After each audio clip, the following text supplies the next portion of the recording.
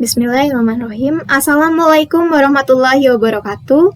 Perkenalkan, nama saya Dita Apriliani Saputri dari Prodi Manajemen Bisnis Industri Furnitur 2020 dengan NIM A01320006. Di sini saya akan mempresentasikan atau menjelaskan materi dari tugas tambahan Bapak Yogi Akbar, yaitu segmentasi, targeting, dan positioning atau yang biasa kita singkat sebagai STP.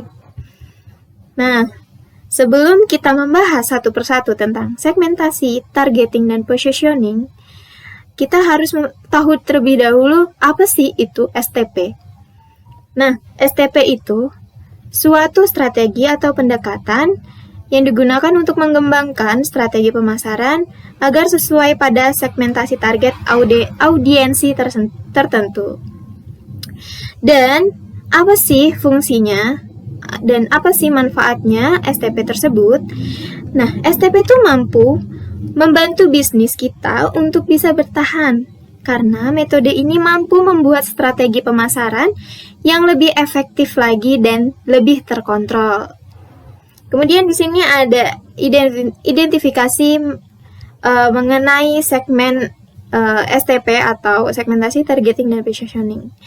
Di sini adalah perusahaan itu sebenarnya tidak dapat berhubungan langsung dengan pelanggan di pasar yang luas, yang memiliki pelanggan dengan kebutuhan dan keinginan berbeda, serta datang dari latar belakang yang beragam.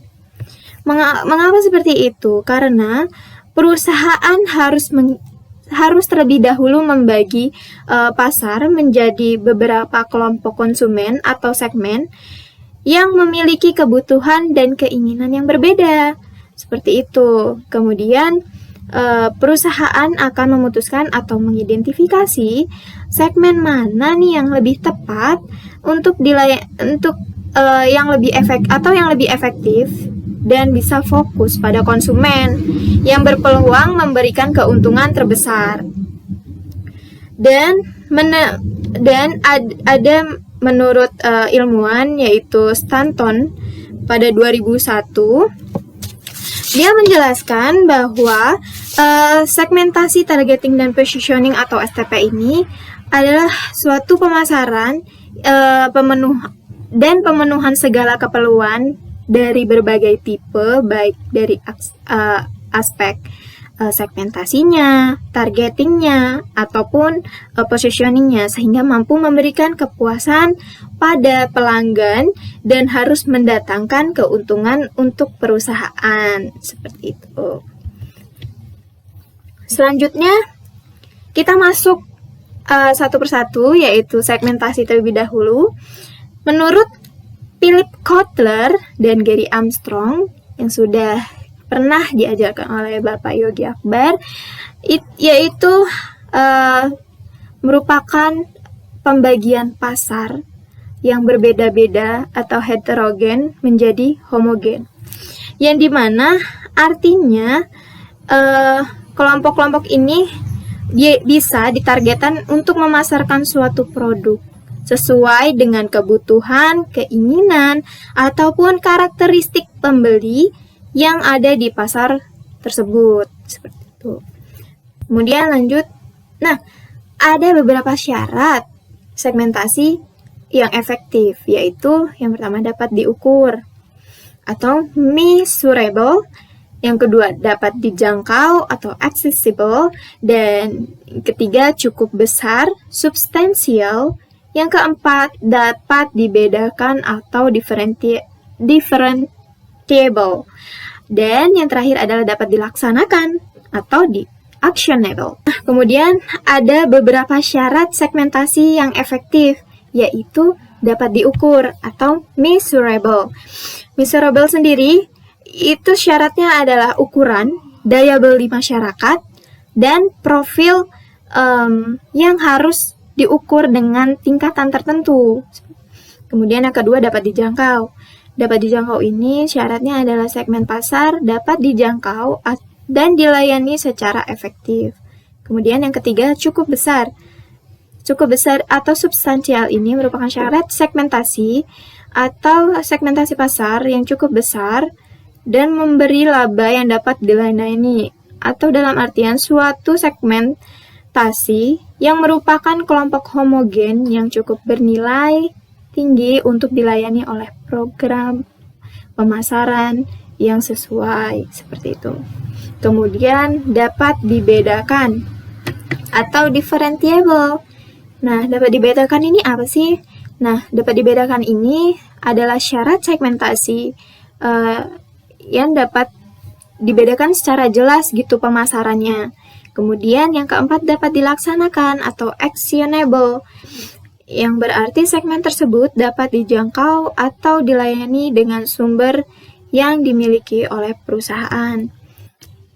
Kemudian adapun pembagian segmen pasar, yaitu yang pertama ada segmentasi pasar konsumen, yang kedua adalah segmentasi pasar bisnis. Nah, apa sih segmentasi pasar konsumen? Yaitu membentuk segmen pasar dengan menggunakan ciri-ciri konsumen atau consumer karakteristik.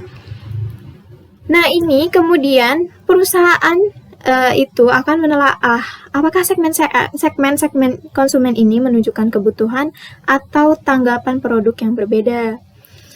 Kemudian yang segmentasi pasar khusus bisnis, yaitu membentuk segmen pasar dengan memperhatikan tanggapan konsumen atau respons konsumer terhadap manfaat yang dicari, waktu penggunaan, dan merek. Nah, yang ketiga, yaitu segmentasi pasar yang efektif. Yang sebelumnya sudah dijelaskan, pasar efektif itu dapat diukur, kemudian besarnya segmen, dapat dijangkau, dan dapat dibedakan, serta dapat diambil tindakannya. Nah, kemudian segmentasi pasar itu memiliki tingkatan, yaitu tingkatan pemasaran massal dan pemasaran mikro. Yang pertama ada pemasaran massal. Dalam pemasaran massal ini, penjual melakukan produksi massal, distribusi juga massal, dan promosi massal dari satu produk untuk ke semua pembeli. Di sini ada contoh dari Coca-Cola yang hanya menjual satu jenis Coke dalam botol ukuran 6,5 ons. Karena alasan ini dilakukan untuk pemasaran massal agar terciptanya pasar potensial terbesar yang menghasilkan biaya terendah dan kemudian berujung pada harga yang lebih murah atau margin yang lebih tinggi. Kemudian yang kedua ada pemasaran mikro. Nah, sebagian besar perusahaan beralih ke pemasaran mikro pada 1 dari 4 tingkat. Nah, tingkatan ini terdapat yang pertama pemasaran segmen, kedua pemasaran ceruk atau relung, yang ketiga pemasaran lokal, dan yang keempat adalah pemasaran individual. Dan yang pertama pemasaran mikro. Apa sih pemasaran mikro itu? Pemasaran segmen adalah sekelompok pelanggan yang memiliki sekumpulan kebutuhan dan keinginan yang sama ataupun yang serupa. Dan pemasaran segmen ini menawarkan manfaat kunci melebihi pemasaran massal. Dan kemudian ini dapat merancang, memberi harga, melepaskan, dan menghantarkan produk atau jasa dengan lebih baik, dan juga menyesuaikan program dan kegiatan pemasaran untuk mengalahkan pemasaran yang dilakukan oleh pesaing atau kompetitor. Kemudian yang kedua adalah pemasaran ceruk atau relung. Pemasaran ceruk atau relung ini adalah kelompok pelanggan yang lebih sempit lagi, yang mencari bauran manfaat yang berbeda. Nah, artinya pemasar biasanya mengidentifikasi ceruk dengan membagi satu segmen menjadi sub-segmen. Seperti apa? Ceruk yang menarik itu, nah, pelanggan mempunyai kumpulan kebutuhan yang berbeda nih. Mereka bersedia membayar lebih kepada perusahaan yang paling memuaskan mereka. Ceruk sendiri tidak besar, tetapi mempunyai ukuran laba dan pertumbuhan yang potensial dan tidak menarik banyak pesaing lain. Sebagai contoh, adalah perusahaan Hertz, Alvis Alvino, dan perusahaan lainnya yang mengkhususkan diri dalam mobil sewa bandara untuk pelancong bisnis dan hiburan. Maka Enterprise menyerang pasar penggantian asuransi beranggaran rendah dengan menyewakan mobil terutama kepada pelanggan yang mobilnya rusak ataupun dicuri. Kemudian yang ketiga ada pemasaran lokal. Nah, pemasaran lokal ini merupakan sasaran yang memunculkan program pemasaran yang sesuai atau khusus untuk kebutuhan dan keinginan kelompok pelanggan lokal di bidang perdagangan, lingkungan sekitar, atau toko perorangan. Nah, pemasaran lokal ini mencerminkan tren yang sedang tumbuh saat ini atau yang disebut dengan pemasaran akar rumput.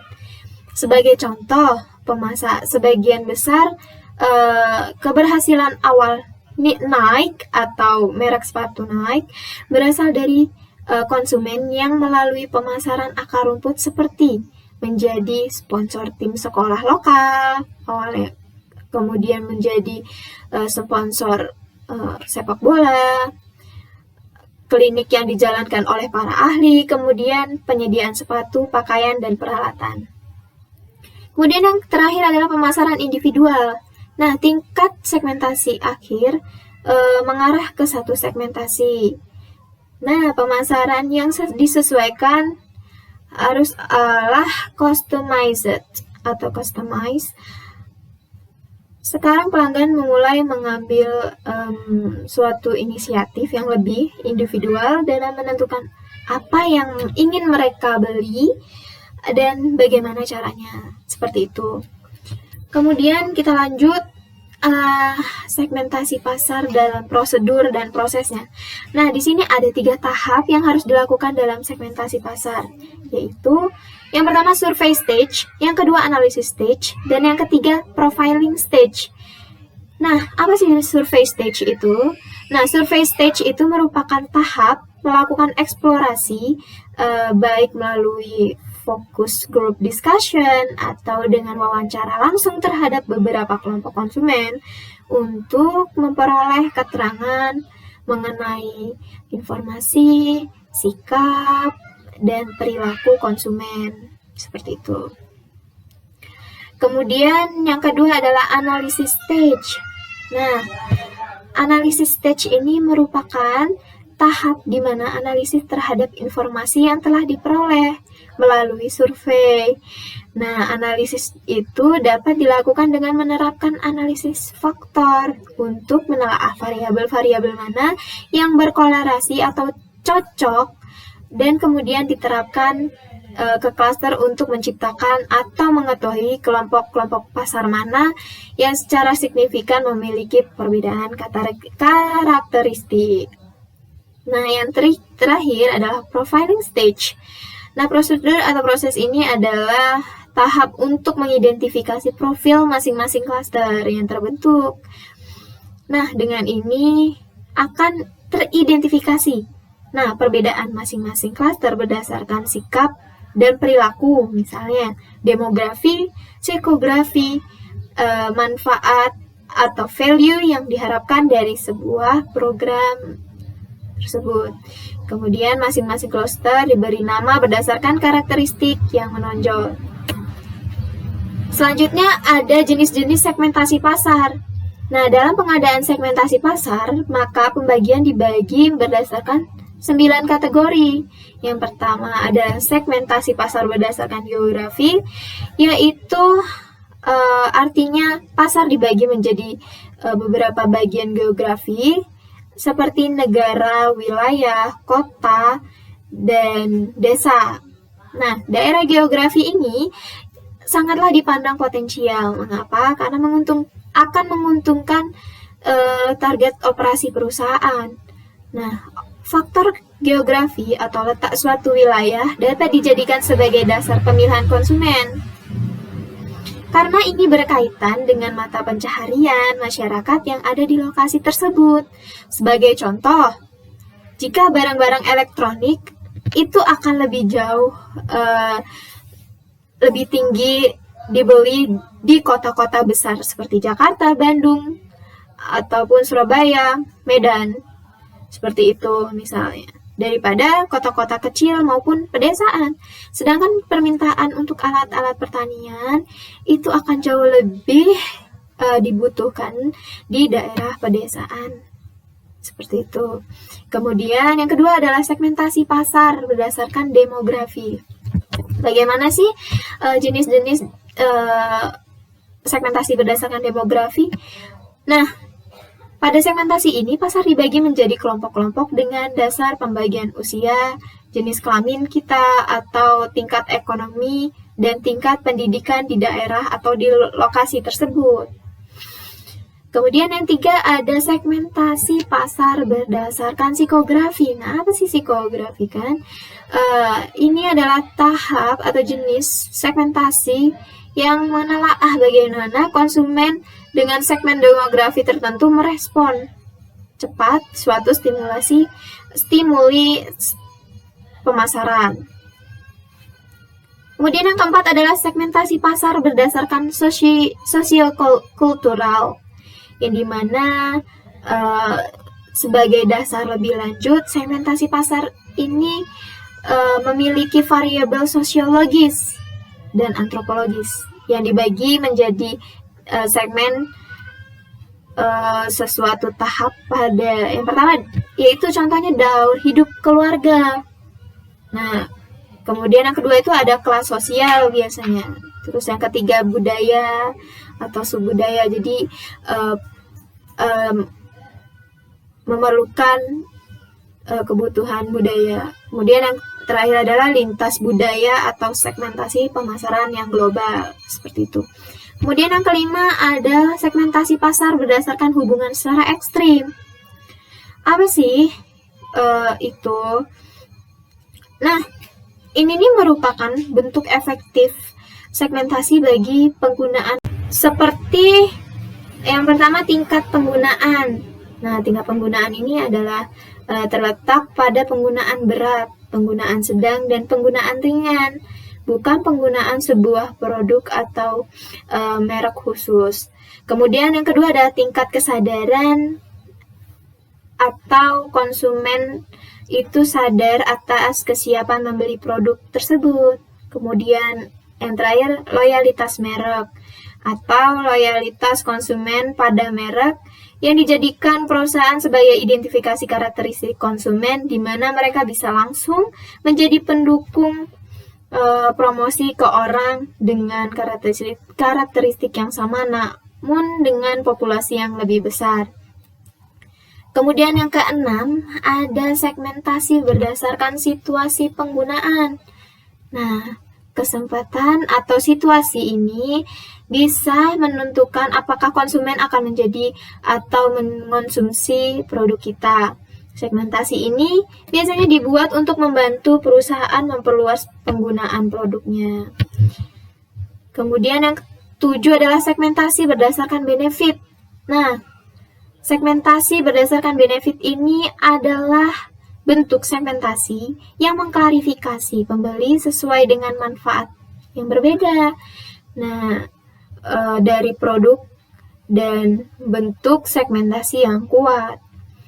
Sebuah studi juga melakukan pengujian apakah yang mengendalikan preferensi konsumen terhadap mikro ataupun craft beer teridentifikasi 5 keuntungan strategic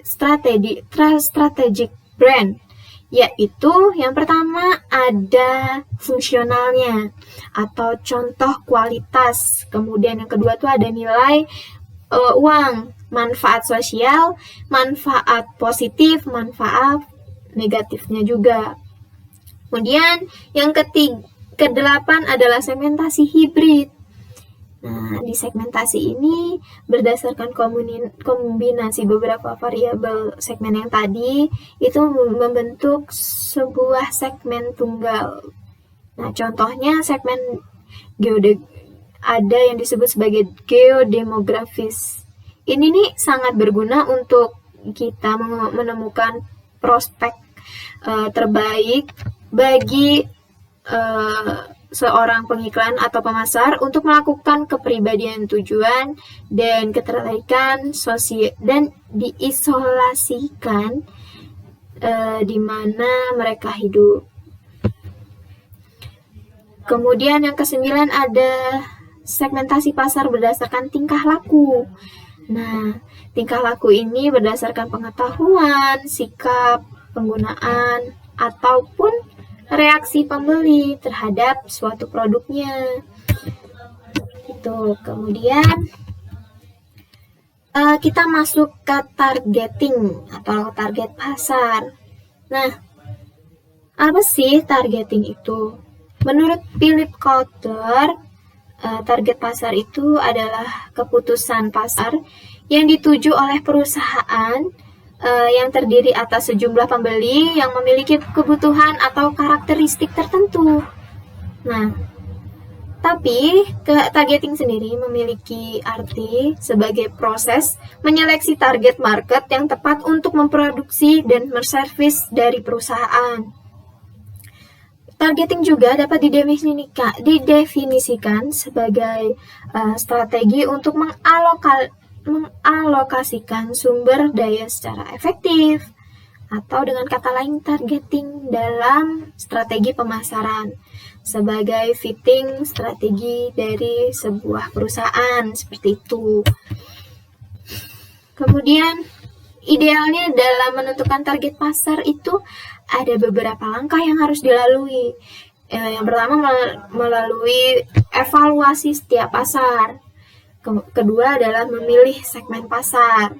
Nah, tahap ini nih perlu dikembangkan. Yang pertama dari evaluasi setiap pasar, yaitu perusahaan itu harus terlebih dahulu mengetahui segmen mana atau segmen pasar yang menurut hasil survei hasilnya sangat potensial untuk dikembangkan oleh perusahaan. Dan yang kedua, itu perusahaan harus mempertimbangkan apakah investasi kita di segmen tersebut dapat diterima secara logis dan masuk akal dengan memperhatikan tujuan dan sumber daya dari perusahaan yang kita miliki. Seperti itu. Kemudian yang dari memilih segmen pasar itu adalah evaluasi segmen-segmen yang ada, dan tahap selanjutnya adalah perusahaan menentukan sasaran pasar ataupun targeting. Seperti itu. Kemudian kita lanjut ke kriteria targeting. Ada beberapa kriteria dalam menyeleksi pasar, yakni yang pertama pada ukuran pasar, yang kedua pertumbuhan pasar. Nah, yang pertama ini perusahaan harus dapat membaca kekuatan pasar untuk menjadi penyebar atau penyalur informasi dari hasil produksi yang akan kita terjunkan nantinya ke pasaran. Kemudian yang kedua itu adalah mempertumbuh pasar. Nah, ini akan mampu untuk terus berjalan dan berkembang sebagai mediator perusahaan dengan konsumen. Kemudian sebagai contoh segmentasi pasar, di sini ada segmentasi pasar aqua. Nah, di mana segmentasi pasar aqua ini contohnya air minum ya, aqua air minum, menunjukkan itu semua pasar yang ada di wilayah Indonesia. Jadi tidak hanya di perkotaan saja dia memasarkan produk ini. Dan secara demografis, Aqua sendiri menargetkan orang-orang di semua kalangan dan jenis kelamin. Produk Aqua sendiri diproduksi untuk semua kalangan, untuk dikonsumsi siapa saja. Kemudian, tapi untuk kelas kalangan bawah, harga kemasan yang bisa dijangkau kelas kalangan bawah adalah sekitar harga Rp500 dan Rp3.000 itu untuk botol yang sedang. Selain itu, Aqua diperuntukkan bagi orang-orang dengan gaya hidup praktis dan sehat dengan kemasan yang mudah dibawa kemana-mana, sehingga Aqua itu cocok bagi orang yang aktif dalam berkegiatan ataupun untuk disimpan di rumah karena memiliki mobilitas yang tinggi.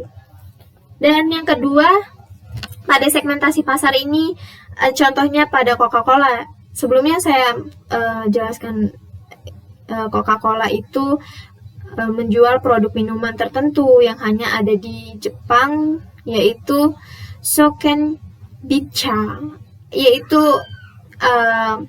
non-karbonat dan terdapat ginseng dari teh, dan ada tehnya.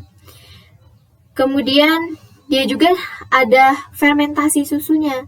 Pada segi segmentasi psikografis, Coca-Cola memiliki jenis varian yang berbeda. Ada Coca-Cola Zero yang diproduksi tanpa gula, yang rendah kalori. Nah, ini diperuntukkan bagi konsumen dengan gaya hidup yang sehat. Dan ada juga Coca-Cola yang membagi segmentasi pasarnya ke dalam segmentasi demografis, yaitu remaja baik laki-laki maupun perempuan dengan rentang usia 15 tahun hingga 30 tahunan. Kemudian yang terakhir ada segmentasi pasar pada Honda Beat nih. Jadi contohnya ini merupakan Honda Beat itu jenis kendaraan yang bertipe skuter, di mana anak-anak muda lebih banyak memilih Honda Beat karena model yang trendy dan masa kini. Dan harganya pun berada di harga 12,5 juta. Kemudian secara demografis, Honda Beat itu lebih menargetkan ke pelajar dan mahasiswa sebagai segmen pasarnya. Sedangkan secara psikografisnya, Honda Beat ditujukan untuk anak-anak muda. Nah, kemudian kita masuk ke positioning. Nah, apa sih positioning itu sendiri? Positioning itu merupakan langkah terakhir dari tahap metode STP yang merupakan tindakan perusahaan untuk merencanakan atau merancang produk dan strategi pemasaran agar tercipta kesan atau persepsi tertentu di benak konsumen. Nah, melakukan positioning ini sendiri memerlukan pemetaan perseptual biasanya, yaitu untuk mengetahui persaingan brand yang sudah ada sebelumnya dengan harapan kita dapat masuk ke segmen pasar yang belum memiliki banyak pemain atau pesaing. Nah, kalau menurut Don Switch, positioning itu sendiri merupakan bagaimana cara kita untuk meningkatkan sekaligus menempatkan produk yang kita buat terhadap pesaing dalam pikiran konsumen. Dengan kata lain, positioning dipakai untuk mengisi dan memenuhi keinginan konsumen dalam kategori tertentu. Penentuan posisi ini menunjukkan bagaimana suatu produk itu dapat dibedakan dari produk pesaingnya, seperti itu. Kemudian ada beberapa contoh yang dapat dilakukan dari perusahaan, yaitu yang pertama perbedaan produk. Itu maksudnya positioning berdasarkan perbedaan produk. Yang kedua adalah positioning berdasarkan atribut produk atau keuntungan dari produk tersebut. Selain itu, ada positioning berdasarkan penggunaan produk juga. Bagaimana pemakaian produknya, kemudian positioning berdasarkan pesaingnya atau kemudian ada positioning berdasarkan kategori produk, asosiasi, dan berdasarkan masalah. Seperti itu. Sekian dari presentasi STP atau sekian dari presentasi saya. Sekian presentasi saya mengenai STP atau segmentasi, targeting, dan positioning dari tugas tambahan Bapak Yogi Akbar Terima kasih. Assalamualaikum warahmatullahi wabarakatuh.